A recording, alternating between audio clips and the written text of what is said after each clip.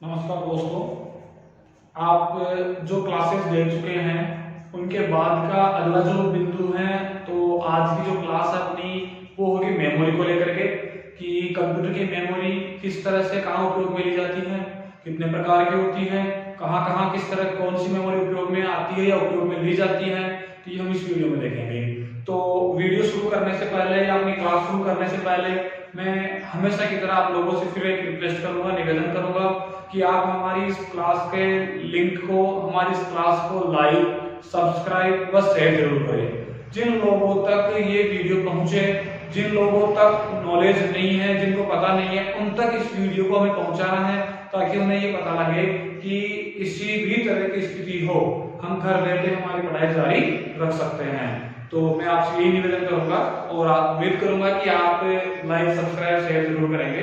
तो आज हम जो क्लास है वो लेकर के चलते हैं। तो अपना जो टॉपिक होगा वो होगा मेमोरी, मतलब कंप्यूटर में मेमोरी क्या होती है, मेमोरी कहाँ उपयोग में ली जाती है, वो हम इसमें पढ़ेंगे। तो सबसे पहली बात हम बात करें कि मेमोरी होती क्या है। देखिए, हम कंप्यूटर में जो भी कार्य करते हैं वो कार्य आप सबको पता है, आप सब जानते हैं कि आने वाले समय में भी हमें कंप्यूटर में मिल जाता है यदि हम उसको सेव करें। तो अगर हम उसे सेव नहीं करते हैं तो वो काम में नहीं मिलेगा।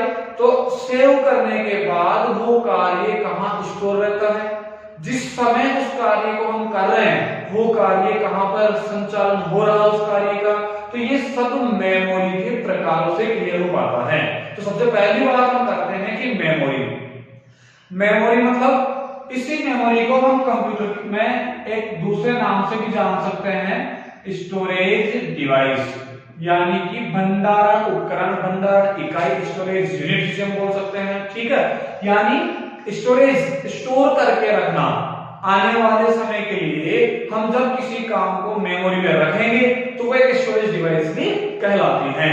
तो पहले बात करते हैं मेमोरी कि हमारे द्वारा किए गए किसी भी कार्य को स्थायी अथवा अस्थायी रूप से कंप्यूटर में भविष्य के लिए सुरक्षित रखना हो तो हमें मेमोरी की आवश्यकता होती है अथवा हमें स्टोरेज डिवाइस की आवश्यकता होती है। तो ये मेमोरी हो गई, यानी हम कोई भी काम करते हैं और उसे आने वाले समय में देखना हो तो हम उसे मेमोरी में सेव कर लेंगे, यानी उसे स्टोरेज डिवाइस के माध्यम से फिर से देखा जा सकता है। तो ये हमारी मेमोरी हो गई। अब हम बात करते हैं मेमोरी के प्रकारों की। तो कंप्यूटर में मेमोरी के वैसे मुख्यतः 3 प्रकार होते हैं। पहले हम बात करें तो कैश मेमोरी, दूसरी हम बात करें तो इंटरनल मेमोरी, तीसरी हम बात करें तो एक्सटर्नल मेमोरी। ये 3 प्रकार की मेमोरी होती है। इसी में एक शब्द चलता है रजिस्टर, जिसकी हम भी बात नहीं कर रहे, इसको बाद में देखा जाएगा। तो अभी हम इसकी बात कर रहे हैं। तो कंप्यूटर की मेमोरी मुख्य से 3 प्रकार की होती है, कैश मेमोरी, इंटरनल मेमोरी और एक्सटर्नल मेमोरी। बात करें हम कैश मेमोरी की, तो कैश मेमोरी से तात्पर्य है कि ऐसी ये एक इस प्रकार की मेमोरी होती है जिसकी गति तेज होती है। ये इस इंटरनल या इस मेन मेमोरी से भी तेज गति वाली होती है। जब ये तीव्र गति वाली होती है इसीलिए कैश मेमोरी सबसे अधिक महंगी भी होती है, यानी कि गति कैश मेमोरी की सबसे तेज होती है और जब तेज गति वाली होती है तो ये इन सबसे महंगी भी होती है। ये बेसिक जानकारी थी अपनी कैश मेमोरी की, जो कि ज्यादा परीक्षा में पूछी जाती है कि सबसे तेज मेमोरी कौन सी होती है, मेमोरी से भी तेज कौन सी मेमोरी होती है, तो कैश मेमोरी होती है और ये महंगी, सबसे अधिक महंगी होती है। और मेमोरी जो तीनों ही हैं ये सभी सेमीकंडक्टर चिप की बनी होती है।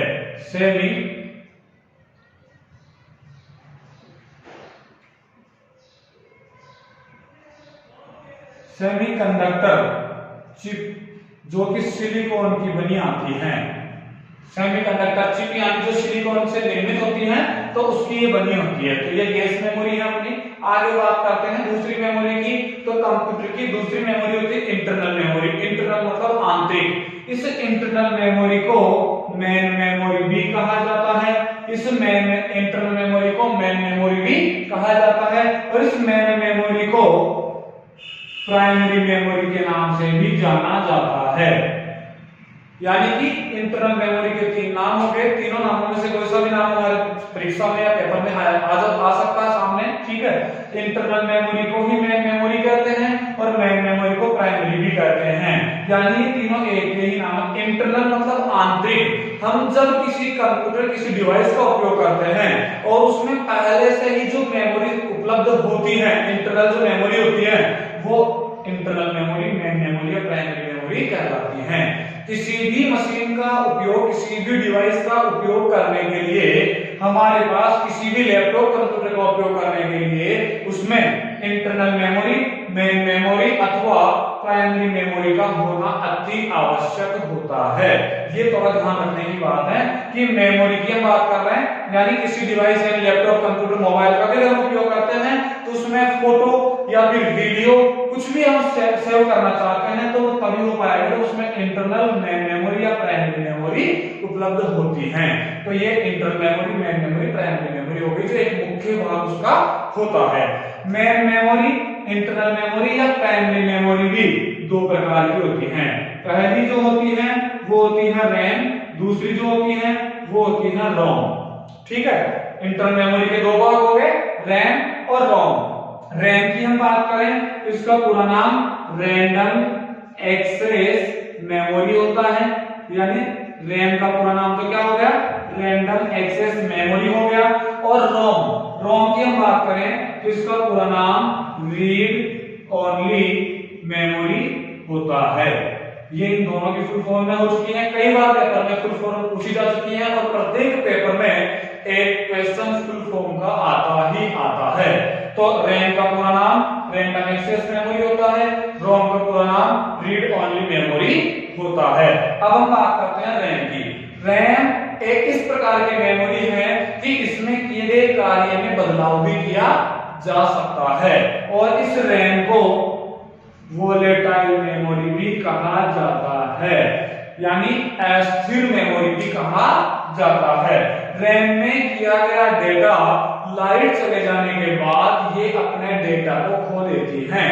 मतलब जब तक बिजली उपलब्ध होती है तो किया जाने वाला कार्य रैम के अंतर्गत रहता है, और जब बिजली चली जाती है तो सिस्टम को बंद कर दिया जाता है, तो ये रैम उस डेटा को नहीं रख पाती है, नष्ट अपने आप से खो देती है, तो ये डेटा ट्रांसफर होकर रोम के पास चला जाता है, तो वो होती है रोम। चलिए, रैम का पूरा नाम रैंडम एक्सेस मेमोरी हो गया, ठीक है। ये एक वोलेटाइल प्रकार की मेमोरी होती है, इसमें किए गए डेटा में हम बदलाव भी कर सकते हैं। चलिए अब आगे चलते हैं रोम। रोम का पूरा नाम रीड ओनली मेमोरी होता है, नाम से ही क्लियर हो रहा है कि रीड ओनली मेमोरी, इस मेमोरी में किए गए कार्य को केवल रीड किया जा सकता है, लिखा हुआ है तो पढ़ा जा सकता है, अगर कुछ रिकॉर्डेड किया हुआ है तो उसे देखा जा सकता है।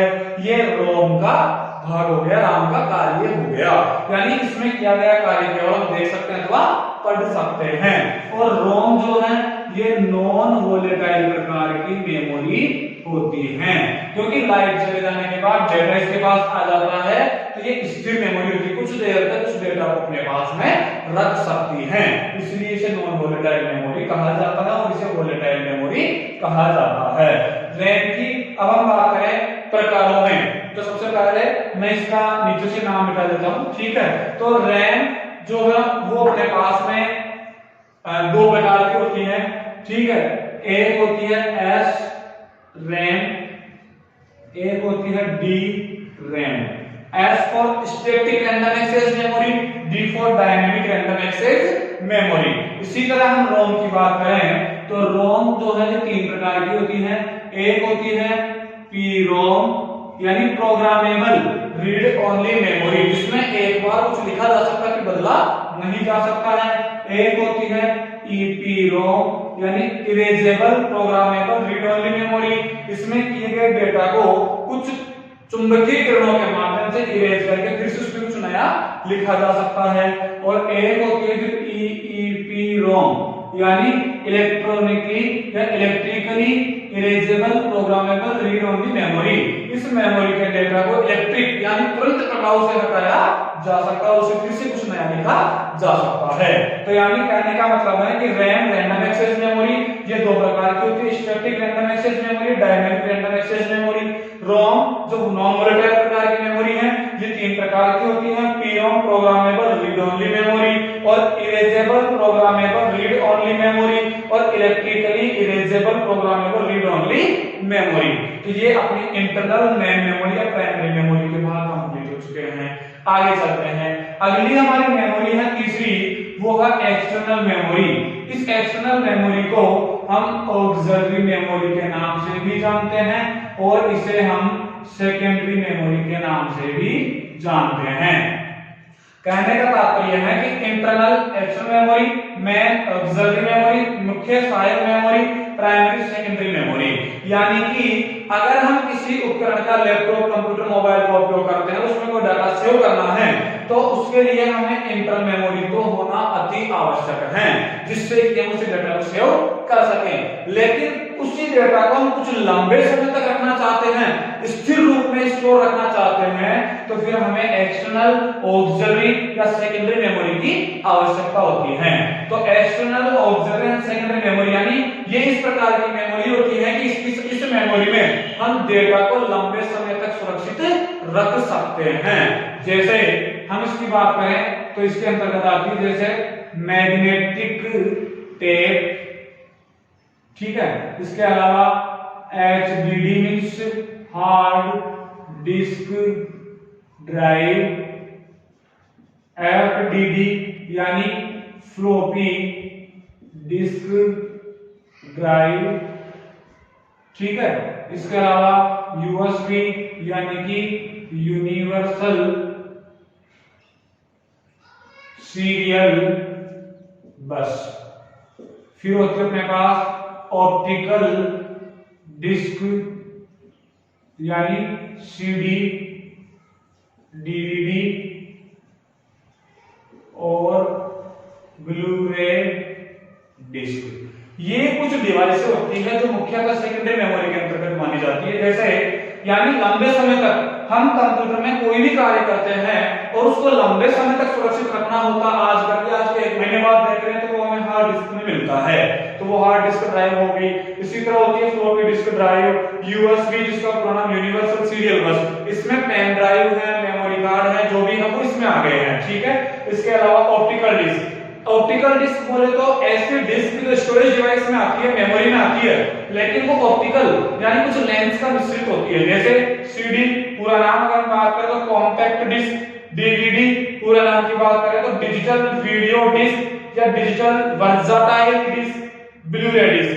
CD की संग्रहण क्षमता 700 MB तक होती है, DVD की संग्रहण क्षमता 4.7 GB तक होती है और ब्लू-रे डिस्क की संग्रहण क्षमता 50 GB तक होती है। यदि पेपर में प्रश्न होता है कि निम्नलिखित में से सबसे अधिक संग्रहण क्षमता वाली ऑप्टिकल डिस्क कौन सी है, तो सबसे अधिक संग्रहण क्षमता ब्लू-रे डिस्क के पास होती है ऑप्टिकल की बात करें तो। और अगर मध्यम पूछता है तो DVD होगा, अगर न्यूनतम पूछता है तो 700 MB CD की कॉम्पैक्ट डिस्क की होती है। तो ये ऑप्टिकल डिस्क है। ये प्रश्न कई बार आया हुआ है कि निम्न में से ऑप्टिकल डिस्क का उदाहरण नहीं है CD, DVD, ब्लू-रे डिस्क और memory card, pen drive, USB कुछ भी, तो वो हमारा जवाब हो जाएगा क्योंकि CD, DVD और ब्लू-रे डिस्क तीनों ऑप्टिकल डिस्क में आती हैं। तो दोस्तों ये आपकी मेमोरी का चैप्टर कॉन्सेप्ट टॉपिक क्लियर हो चुका है।